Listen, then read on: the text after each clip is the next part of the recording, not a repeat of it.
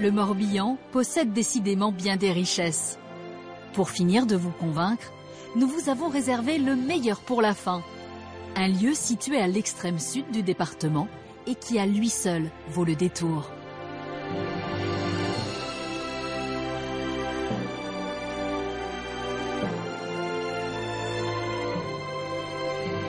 Bienvenue dans le golfe du Morbihan. Ici, les îles sont reines et forment un paysage à nul autre pareil. La légende locale assure qu'il y en aurait autant que l'année compte de jours. En réalité, il n'y a pas 365 îles ici, mais plutôt une quarantaine éparpillées sur 115 km². Pour partir à l'abordage de ce territoire où l'eau est omniprésente, vous serez accompagné par Patrick. Cet amoureux de la nature connaît chaque plage, chaque rocher de son petit coin de paradis. Il y trouve la matière première à son art, le bois flotté, qu'il transforme en tableaux. Des créations réalisées dans son atelier et qui évoquent immanquablement le milieu marin qu'il affectionne tant. Avec lui, votre virée bretonne commence naturellement sur l'eau. Salut Vincent, ça va? Tu m'attendais? Ça va, ouais, vas-y, embarque. On y va? Hop. En compagnie de Vincent, qui navigue dans le golfe presque tous les jours. Finalement, c'est pas le désert ici, il y a toujours du monde. Je suis rarement seul. Les deux compères vous amènent sur l'un des endroits les plus sauvages du golfe, l'île d'Ilure.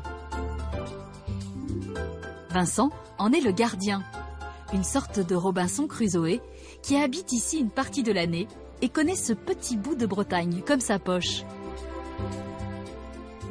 Alors là, c'est la grande plage ouest, tu dois connaître, c'est la principale plage. Oui. C'est là où le maximum de gens arrivent avec leur propre bateau. Super jolie plage. Ilure est une île à part dans le golfe. Rachetée par le Conservatoire du littoral en 2008, elle est un refuge pour bon nombre d'espèces. Ici, les animaux sont chez eux. Alors là, on est sur la partie nord de l'île, il y a 40 hectares sur Ilure. La richesse d'Ilure, c'est d'avoir vraiment une grande variété de milieux naturels qui est typique des îles du golfe du Morbihan. C'est de préserver un petit peu cette diversité de paysages pour un maximum de biodiversité, faune, flore, des oiseaux, des insectes, pas mal de plantes, notamment au printemps. Ouverte au public, elle est aujourd'hui une promenade unique, une sorte de communion avec la nature, loin du tumulte des îles plus fréquentées du golfe. Si vous croisez quelqu'un ici, ce sera probablement l'une des 20 brebis de type Lande de Bretagne, race qui a failli disparaître et que Vincent contribue à sauvegarder. En poussant votre visite jusqu'au sud de l'île, vous pourrez flâner dans le village restauré d'Ilure. Et si vous y rencontrez Vincent, il vous racontera volontiers l'histoire de ce petit hameau et des gens qui vivaient ici autrefois. Alors là, Vincent, on arrive dans le village d'Ilure. Voilà, donc ce joli village authentique, une dizaine de petites maisons, une chapelle. Il faut s'imaginer que fin 19e siècle, il y avait 6-7 familles de fermiers qui exploitaient l'ensemble de l'île. Qui exploitaient aussi l'estran, il y avait quelques ramasseurs de coquillages et puis pour les familles et puis quelques pêcheurs. Voilà, donc fin 19e, il y a 25-30 personnes. Vincent a implanté ici l'eau potable et l'électricité avec l'objectif de redonner un peu d'autonomie à l'île et retrouver l'esprit de liberté qui régnait autrefois sur Ilure. La petite communauté vivait en effet en autarcie jusque dans les années 60. Une vie que l'on imagine paisible, avec toutefois quelques dérapages. Alors Vincent, j'ai entendu dire également qu'ici sur l'île, il y avait une histoire de vin fou. Qu'est-ce que c'est? Il y avait du vin de produit, comme dans tout le secteur, hein, presque l'île de Ruisse, les îles, à Élure notamment. Il y a eu de la vigne et du vin produit avec un cépage qui s'appelle le Noah, qui s'appelait le Noah. Ah, le Noah, oui. Et qui a été interdit parce que, bon, pour des raisons économiques, mais aussi pour le fait qu'apparemment il était un petit peu trop alcoolisé, donc il rendait fou. Et donc le cépage a été interdit en fait par l'État français. Du coup, il a été arraché sur l'île en 1945 ici. Vincent a encore bien d'autres histoires à vous raconter sur Ilure et sur ses habitants. Et les visiteurs y compris les plus petits, ont bien d'autres aventures à vivre sur cette île.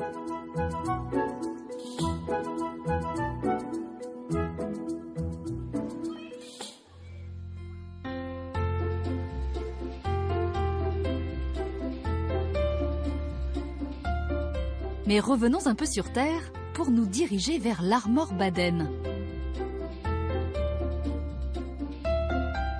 Un petit port idéalement situé au cœur du golfe du Morbihan. C'est en général le point de départ des navettes qui font visiter le golfe. C'est ici que nous allons poursuivre notre balade avec Michel. Il œuvre à la sauvegarde d'un des symboles du patrimoine maritime. Michel, salut. Bien, salut. En plein boulot? Ah oui, absolument. Toujours besoin d'être tapé? Ah oui, oui. C'est la petite dernière qui vient se faire un lifting. Ah bah c'est plus qu'un lifting, hein. C'est plus qu'un lifting. Michel et sa joyeuse équipe de bénévoles restaurent des plattes. Elle aime beau à voir. Ces petits bateaux à fond plat, typiques du golfe, retrouvent une deuxième jeunesse sur le chantier de l'association. Alors donc, le but de l'association, c'est de faire revivre le patrimoine, perpétuer l'histoire. Et alors, vous avez de demandes qui viennent de particuliers On a des bateaux qui nous tombent de partout, si je puis dire, parce que les gens ont le bateau de leur père, de leur grand-père, ont un bateau dans leur jardin, ont un bateau devant chez eux, qui s'abîment et ils viennent nous voir en disant « Est-ce qu'il peut être réparé? Est-ce qu'on peut avoir un peu d'espoir de le faire renaviguer ?» Donc vous avez encore du pain sur la planche. Oh bah c'est quasiment sans... Longue vie à l'association. Oh oui, oh oui, oui, oui. Déjà 12 plattes rénovées par Michel et ses camarades. Les apprentis charpentiers chouchoutent des bateaux qui, en général, datent des années 60. Ici, il y avait, mettons, une douzaine ou une quinzaine de chantiers différents. À l'Armor Baden, il y en avait 2, je crois. Enfin, et chacun avait sa petite signature. On pouvait se dire, tiens, cette plate-là, elle vient de chez un tel, ou celle-là, elle vient de chez un tel. Ah d'accord. Chaque artisan apportait sa petite signature. La signature de Michel et de sa petite équipe, la bonne humeur. À la santé des gars du bâtiment. Aux marins, hein, aux grands marins. Et quand il ne restaure pas des plattes, il navigue sur des plattes. Car si à l'origine, cette embarcation servait aux ostréiculteurs pour travailler sur leur parc à huîtres, les Morbihanais l'ont vite adoptée pour leur loisir. Tous les gens du coin ont eu une plate quand ils étaient petits. C'est très patrimoine familial, ça, la plate. Hein. Voilà. C'est le bateau de Monsieur Tout-le-Monde du Golfe. Hein. Voilà. Ce sont des bateaux, comme ils sont plats, ils permettent d'aller absolument partout. Une plate, c'est capable de naviguer dans 10 cm d'eau. Ah voilà. Ça nous permet d'aller sur les îles, faire des pique-niques. Il n'y a aucun interdit. Pas besoin de quai, pas besoin de... Pas besoin de quai, de la rien plage, du tout. Aller à la pêche, ramasser des huîtres, etc. Ah oui, vous avez la même activité finalement qu'autrefois. Quoi. Voilà. À moteur ou à voile, la plate est donc le moyen le plus simple pour accoster les nombreuses îles du coin. Avec Patrick, découvrons à présent la plus mystérieuse d'entre elles. L'île de Gavrinis et son curieux monticule de pierre. Un minuscule îlot que vous pourrez aborder après une traversée en navette d'à peine 10 minutes. Une fois sur place, vous vous laisserez guider par Florence, qui accueille les visiteurs de février à octobre. Comment ça va? Très bien. Vous êtes bien installé là, Ah bah oui, là c'est... aux premières loges. Ah oui, oui, oui, c'est un endroit On a une vue extraordinaire. magnifique. Ouais. Là, la jument qui a donné Le courant de la son nom jument. à la passe. Ouais, ouais, bien célèbre. sûr. Tu sais que c'est le deuxième courant le plus fort d'Europe. Alors, je suis aussi kayakiste. Alors, Ah bah oui, je l'ai fait bien à sûr. kayak, D'accord, des d'accord. vitesses démentielles. Donc là, pas de souci. Voilà, je m'adresse à un averti alors.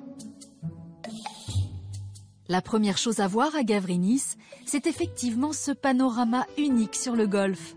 Un paysage qui n'a pas toujours été baigné par la mer. On a beaucoup de plongeurs qui sont mandatés par des archéologues et ils retrouvent beaucoup de menhirs sous l'eau.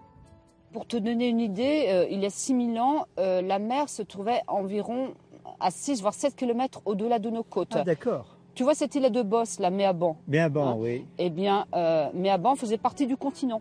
Ah, d'accord, d'accord. Donc Ah, toutes nos îles, il y a 6000 ans, c'était des collines. Et Gavrinis, c'était la colline la plus haute du Golfe. D'accord. Ah oui, ce qui explique la construction du Voilà. cairn. Le cairn, c'est ce monument de pierre de l'époque néolithique qui trône sur l'île. Pour comprendre pourquoi cette construction est unique au monde, il faut se faufiler à l'intérieur de son étroit couloir. Alors fais attention, baisse bien la tête et regarde bien le sol, Ah oui, qui est les inégal. pieds et la tête. Les pieds et la tête. Donc c'est ce qu'on appelle un cairn, c'est-à-dire une tombe à couloir. Ce couloir mène au dolmen, à la chambre funéraire. Qui se trouve derrière nous au fond. Voilà, donc c'est une tombe. D'accord. Découverte en 1832, cette tombe renferme des dessins sculptés dans le granit d'une rare complexité et d'une beauté singulière. Tu vois, toutes les pierres sont décorées partout, Ah oui, du toute haut la surface. jusqu'en bas et surtout la largeur. On n'a pas 1 cm² de vide, on occupe tout l'espace. D'après les dernières datations, ce monument est daté de 4100 avant notre ère. On peut dater d'une manière aussi précise. Ouais, 4100 avant notre ère. Et on sait que ces pierres ont été gravées sur 2 générations d'artistes. Les archéologues restent sceptiques face à ces gravures énigmatiques. Après presque un siècle d'études, les dessins de Gavrinis n'ont toujours pas livré leurs secrets. Si ça garde une part de mystère, c'est encore plus beau. Hein. On n'est pas obligé de tout expliquer. Laissons là Gavrinis et ses mystères. Nous vous proposons maintenant de découvrir le golfe du Morbihan autrement. Rentrons au port et retournons sur la terre ferme. Tout au fond du golfe, à Vannes plus précisément, Patrick a rendez-vous dans cette maison à l'étrange garage. Il ne sait pas encore qu'il va contempler son golfe comme il ne l'a jamais vu. Bonjour, Bonjour, Patrick. Alain. C'est un petit peu spécial ici hein, comme architecture. Bah, c'est une maison américaine en bois. Et c'est normal d'avoir une grosse porte comme ça. Là, Qu'est-ce que ça cache? Ça, c'est pour l'avion, ça. Vous avez bien entendu, dans son immense garage, Alain, féru d'aéronautique, abrite 2 avions. Ah ben je comprends mieux pourquoi tu as besoin d'un garage aussi grand. Grand garage parce que c'est ma voiture et que ça prend de la place. C'est ma voiture volante. Alors c'est peut-être avec ça qu'on va découvrir le golfe, non? Éventuellement. C'est plutôt sympathique. Allez. Pour mieux vivre sa passion, Alain a décidé de s'installer près d'un aérodrome, à Monterre Park, un village aéronautique. Il en existe moins d'une dizaine en France. Et pour accéder à la piste d'envol, il faut traverser le quartier en avion.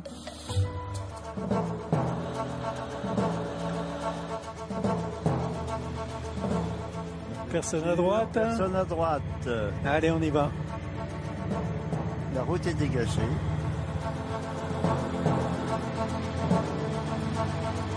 En moins de 5 minutes, Alain et Patrick sont sur le tarmac. Embarquement immédiat à 2000 pieds au-dessus du golfe.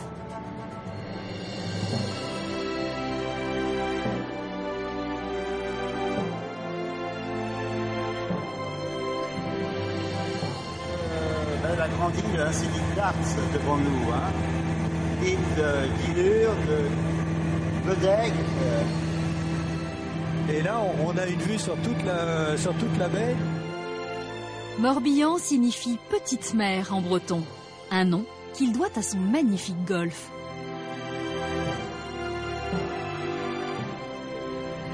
Alors là, c'est gentil de faire un petit virage sur l'aile parce que j'essaie de trouver ma maison qui est juste dans la baie du Lindin. Oh là là, quelle carte postale, c'est magnifique. Tu vois, moi qui ai sillonné les golfs de long en large avec planche à voile, bateau, kayak, etc. Alors là, c'est une vue, c'est une redécouverte en fait. Une balade exceptionnelle que vous aussi vous pourrez vous offrir au départ des aérodromes voisins. Du golfe à l'arrière-pays, en passant par sa splendide Ria d'Etel, le Morbihan a bien des richesses à partager.